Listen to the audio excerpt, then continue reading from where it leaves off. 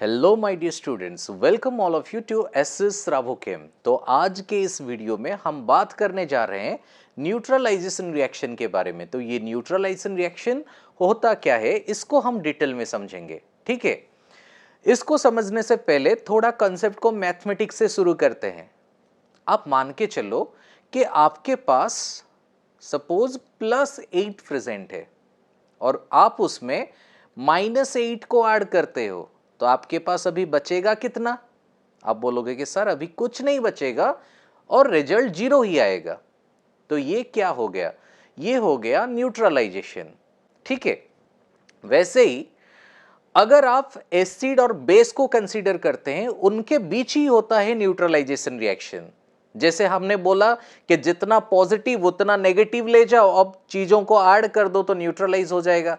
ऐसे आप समझो कि जितना एसिड है, अगर उसी हिसाब से उसी स्ट्रेंथ से हम बेस को लेके ऐड करेंगे तो उनके बीच भी न्यूट्रलाइजेशन आएगा।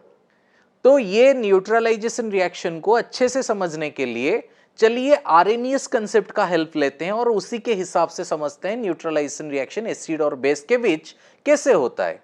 ठीक है, तो आर्हेनियस कंसेप्ट के बेसिस पे एसिड क्या होता है?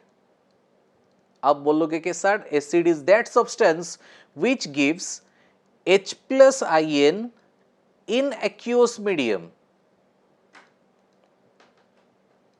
सिमिलरली बेस क्या होता है? हम अभी आर्हेनियस कंसेप्ट के बारे में बात कर रहे हैं। तो आर्हेनियस कंसेप्ट के हिसाब से जो बेस होता है, base is that substance which gives OH- ion in the aqueous medium. Aqueous medium का मतलब क्या होता है? आप जब वाटर के अंदर इसको डालोगे एसिड को, तो ये आपको H+ फॉर्मेशन करके देगा। सिमिलरली आप बेस को डालोगे तो बेस OH- आयन फॉर्मेशन करके देगा। ओके, तो ये Arrhenius concept of acid and base है। ठीक है, तो चलो अभी ये न्यूट्रलाइजेशन रिएक्शन को समझने के लिए एक एसिड का एग्जाम्पल लेते हैं, HCl, जो कि एक स्ट्रॉन्ग एसिड होता है।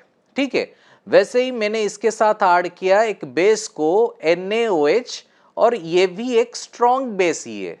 ठीक है, तो आप ये मान के चलो कि HCl जो है ये अब कौन सा आयन फॉर्मेशन करेगा वाटर के अंदर? It will give you H+ ion as well as Cl- ion.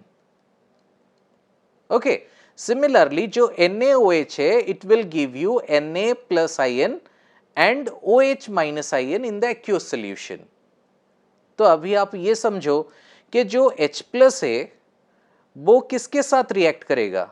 It will react with OH-, और इसी को ही हम न्यूट्रलाइजेशन बोलते हैं।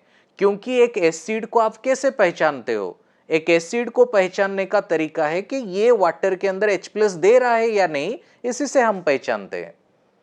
अगर उसका जो H+ है वो कहां चला जाए और वो न्यूट्रलाइज हो जाए तो एसिड ही नहीं रहेगा।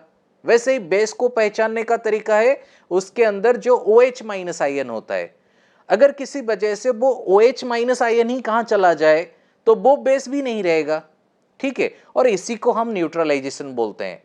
तो जब H+ और OH- एक दूसरे के साथ रिएक्ट करते हैं तो वो फॉर्मेशन करते हैं H2O, वाटर। तो आप ये मान के चलो कि सर वाटर एसिड है या बेस है? आप बोलोगे कि नहीं सर, वाटर तो न्यूट्रल होता है। ओके, हम पीएच की बारे में बात कर रहे हैं।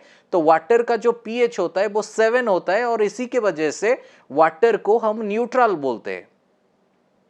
ठीक है, तो ऐसे ही वाटर मॉलिक्यूल का फॉर्मेशन होता है जब दो एसिड और बेस एक दूसरे के साथ रिएक्ट करते हैं। और क्या होता है, अब ये चीज को भी थोड़ा मार्क करो यहां पे। और क्या रिमेनिंग रहा यहां पे? Na+ ion and Cl- ion. तो ये जब एक दूसरे के साथ रिएक्ट करेंगे then it will form NaCl। तो आप बोलोगे कि सर NaCl क्या होता है? मैं बोलूंगा कि NaCl होता है एक सॉल्ट।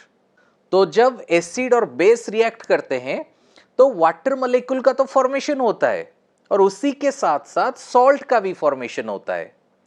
ओके, तो ये आप हमेशा याद रखना कि एसिड और बेस के बीच जो रिएक्शन होता है उसको हम न्यूट्रलाइजेशन रिएक्शन बोलते हैं। न्यूट्रलाइजेशन क्यों? क्योंकि एसिड का जो एसिडिक प्रॉपर्टी है वो कैंसिल आउट होता है, जो बेस का बेसिक प्रॉपर्टी है वो कैंसिल आउट होता है और दोनों न्यूट्रल बन जाते हैं। ठीक है, तो इसलिए इसको न्यूट्रलाइजेशन रिएक्शन बोलते हैं।